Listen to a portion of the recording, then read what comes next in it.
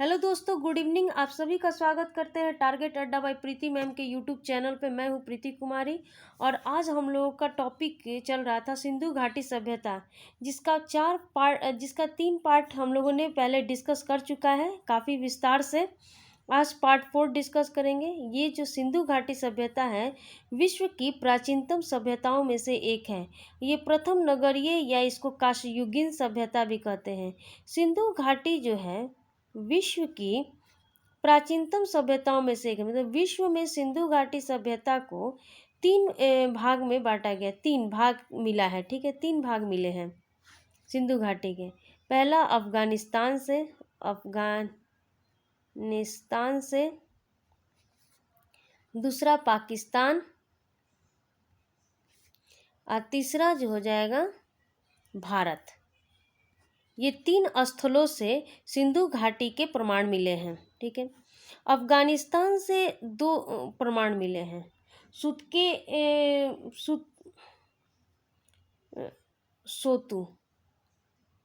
सोतुरगोई और दूसरा था मुंडी काक। पाकिस्तान से 3 मिले हैं, मोहनजोदड़ो, चन्हूदड़ो और कोट दीजी।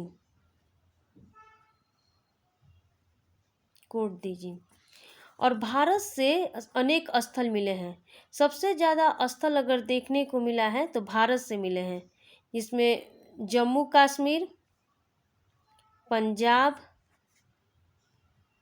हरियाणा, यूपी, राजस्थान,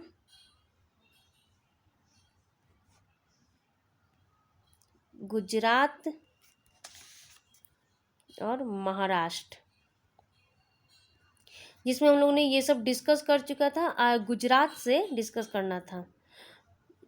पहले के वीडियो को ज़रूर देखिएगा, क्योंकि उसमें काफ़ी मैंने ग्राफ से उसको समझाया है कि कैसे कैसे बटे थे और कैसे कैसे क्या हुआ था। ओके, गुजरात में सबसे ज़्यादा प्रमुख स्थल था लोथल, जो कि भोगवा नदी पर था। लोथल से सबसे इम्पोर्टेंट क्वेश्चन आता है बंदरगाह के बारे में। मतलब सिंधु घाटी सभ्यता का बंदरगाह कहाँ से मिला है? घाटी सभ्यता का बंदरगाह तो ये लोथल से मिला है। काफ़ी इम्पोर्टेंट ये आता है। अग्निकुंड के साक्ष्य मिले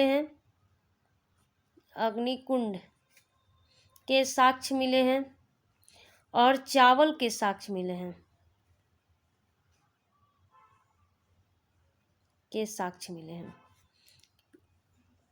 लोथल से मिला है। लोथल कहाँ है? तो गुजरात में है। किस नदी के पास है? तो भोगवा नदी के पास है। ठीक है, और यहाँ पे गोदीवाड़ा एक जगह है, गोदीवाड़ा, वो भी मिला है। डॉक यार्ड इसको कहेंगे।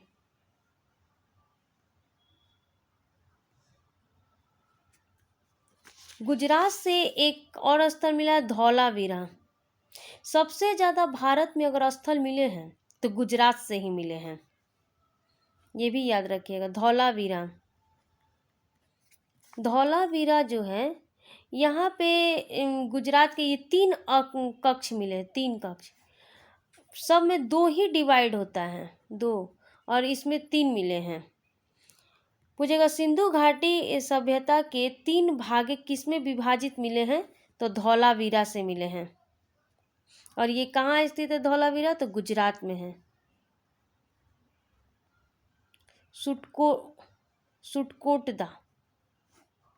सुटकोटदा में क्या मिले हैं? घोड़े के अस्थि के अवशेष मिले हैं।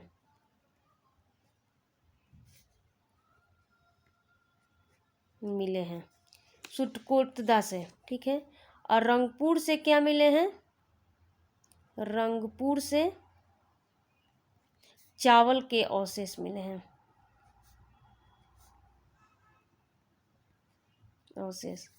ठीक है, गुजरात से कहाँ है? गुजरात में लोथल है। लोथल से क्या मिला है? सिंधु घाटी के बंदरगाह, अग्निकुंड के साक्ष्य, चावल के साक्ष्य। धौलावीरा में 3 भागों में ये मिले हैं, और ऐसे सब सिंधु घाटी में 2 ही भाग मिले हैं, लेकिन धौलावीरा ही एक ऐसा स्थल मिला जहाँ 3 भाग मिले हैं सिंधु घाटी के। सुतकोटा से घोड़े की अस्थियों के अवशेष मिले हैं, और रंगपुर से क्या मिले हैं? चावल के अवशेष मिले हैं। क्वेश्चन आता है कि स्वतंत्रता के बाद सिंधु घाटी के सभ्यता की जो खोज की गई थी, तो अब तक की सबसे अधिक स्थल कहाँ से प्राप्त हुए हैं? तो गुजरात से। और भारत में कहेगा कि सबसे बड़ा स्थल कौन सा है? तो राखी गढ़ी है, राखी गढ़ी। अब विश्व में कहेगा तो मोहनजोदड़ो।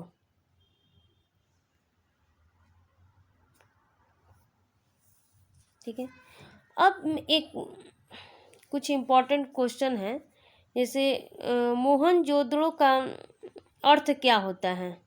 तो मोहनजोदड़ो का अर्थ होता है मृतकों का टीला। सिंध प्रांत के ये कहाँ मिला है? लकराना जिला में मिला है, लड़काना जिला में। यहाँ पे मोहनजोदड़ो में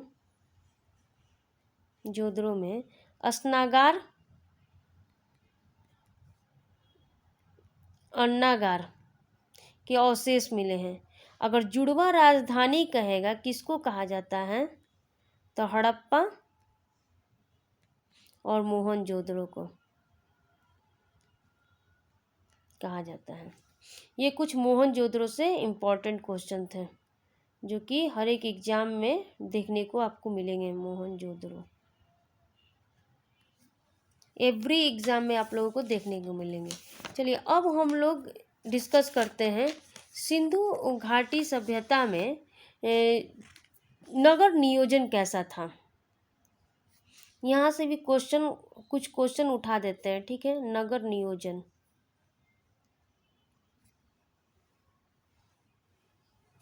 सिंधु घाटी में नगर नियोजन कैसा था? ठीक है। तो सिंधु घाटी में नगर नियोजन तो जो है वो ग्रिड पद्धति पर आधारित था, ग्रिड पद्धति पर आधारित था। मतलब कि सिंधु घाटी सभ्यता जो था वो प्रथम नगरीय सभ्यता था, प्राचीन सभ्यता था।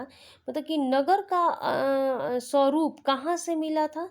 तो वो सिंधु घाटी से ही मिला था। नगर का स्वरूप पहले इसका स्वरूप कहीं नहीं देखने को ऐसा मिला है। यही देखें, यहाँ पे क्या होती थी कि सड़कें कैसी होती थी? तो सीधी होती थी। ठीक है। सड़कें ऐसे सीधी होती थी, एक दूसरे को क्या करती थी कि समकोण से काटती थी, ऐसे ऐसे एक दूसरे को समकोण से काटती थी। सड़कें ऐसी होती थी। ठीक है। उनके बीचों बीच क्या होते थे? घर होते थे, ऐसे ऐसे काटती थी।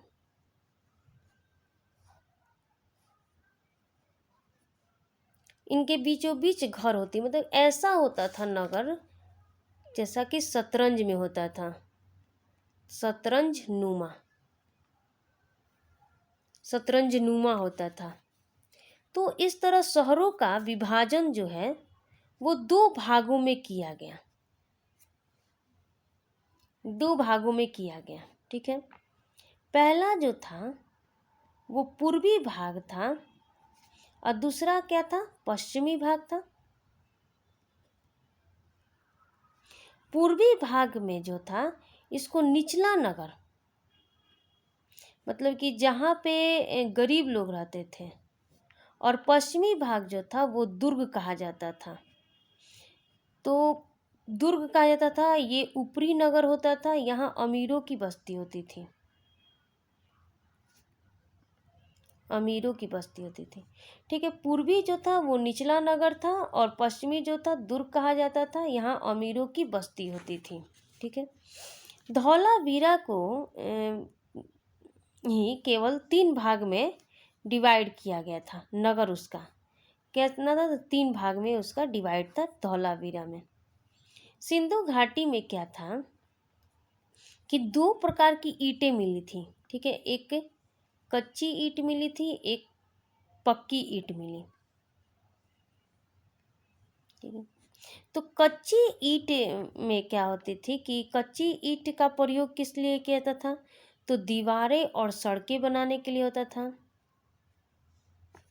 और पक्की ईंट का प्रयोग क्या चाहिए होता था, तो भवनों का निर्माण करने के लिए किया जाता था।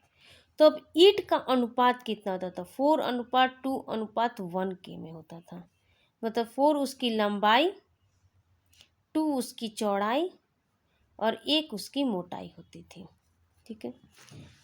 अब इसमें सड़कें कैसी होती थी, तो पता है कि सड़कें ग्रिड पद्धति पर आधारित होती थी। ग्रिड पद्धति पर इसमें जो सड़कें होती थी काफ़ी चौड़ी होती थी, ठीक है। ऐसे सड़क हो गया, ये काफ़ी चौड़ी होती थी। तो इनका जो घर जो था वो दरवाज़ा या खिड़की मुख्य सड़क की ओर ना खोल के पिछले सड़क की ओर खोलते थे, गली में, ठीक है। गली में सड़कें खोलती थी। मतलब मुख्य सड़क काफ़ी चौड़ा होता था, 10 मीटर होता था, और जो पिछली जो सड़कें थी, पतली गली से जो सड़कें थी वो 3 या 4 मीटर की होती थी। तो इस तरह उनकी सिंधु घाटी में देखा जाए तो नगरीय व्यवस्था बहुत अच्छे तरीके से थी। और ये अपना खिड़की दरवाज़ा कहाँ खोलते थे, पीछे की तरफ खोलते थे। एक क्वेश्चन की इसमें था कि ये लोथल ही केवल ऐसा जगह था जहाँ पे खिड़की और दरवाजे कहाँ खोली गई थी, तो मुख्य सड़कें की तरफ खोलते थे, मुख्य सड़कें की तरफ खोलते थे। अब इसमें प्रत्येक घर में क्या होती थी, तो कुओं की व्यवस्था होती थी, ठीक है। नाली की निकासी होती थी, कैसे, तो ऐसे अगर ये घर है तो यहाँ से नाली निकला, तो नाली की निकासी, तो यहाँ टर्न किया ऐसे, तो यहाँ पे क्या आता था, एक हौदा बना होता था, मतलब जिसको चैम्बर कहते थे, जहाँ पे कचड़े इकट्ठे हो जाते थे और केवल पानी ही आगे बढ़ती थी। इस तरह यहाँ पे नाली की व्यवस्था भी काफ़ी अच्छी थी। धौलावीरा एक ऐसा जगह था, धौलावीरा एक ऐसा जगह था जहाँ पे नाली जो थी लकड़ी की बनी होती थी, लकड़ी की बनी हुई मिली धौलावीरा में। अब इसमें शौचालय की व्यवस्था भी थी, शौचालय भी था, ठीक है। सिंधु घाटी में शौचालय की व्यवस्था भी थी। एक सामूहिक स्थल भी था, सामूहिक स्थल कहाँ था, तो मोहनजोदड़ो में, मोहनजोदड़ो में क्या था कि ये पॉन्ड होते थे, मतलब कि स्नानघर कहो, स्नानगार। पूछता है क्वेश्चन कि स्नानगार कहाँ मिला, तो ये मोहनजोदड़ो में मिला स्नानगार। यहाँ पे क्या होता था कि ये दोनों तरफ से सीढ़ियाँ होती थी उतरने के लिए, और इसमें पानी की व्यवस्था होती थी, ठीक है। इनको कपड़े चेंज करने के लिए, बदलने के लिए दो मतलब कि रूम बनाए हो रहते थे, जिसमें आप जाकर कपड़े चेंज करते। इस तरह ये एक सामूहिक स्थल था, मतलब इसमें सभी आकर स्नान कर सकते थे और इसमें जाकर कपड़े चेंज कर सकते थे। अब एक क्वेश्चन आता है, कपास का उत्पादन, कपास का उत्पादन, तो सबसे पहले कपास का उत्पादन कहाँ देखने को मिला है, तो सिंधु के क्षेत्र में, मतलब सिंधु घाटी के क्षेत्र में ही देखने को मिला है। इसलिए यूनानी इसको क्या कहते थे, सिंडन कहते थे। सिंडन, सिंधु घाटी को सिंडन किसने कहा है, तो यूनानी ने कहा है। और कपास का उत्पादन सबसे अधिक कहाँ, तो सिंधु क्षेत्र में हो तो मिला। तो इस तरह देखेंगे तो हम लोगों का ये टॉपिक कंप्लीट हो गया। अब इसके विस्तार के में तो अब हम लोग पतन के बारे में भी पढ़ेंगे। नेक्स्ट वीडियो हम लोग पतन लाएंगे। Okay, thank you. अगर वीडियो आपको पसंद आते हैं तो लाइक और सब्सक्राइब और शेयर ज़रूर करें।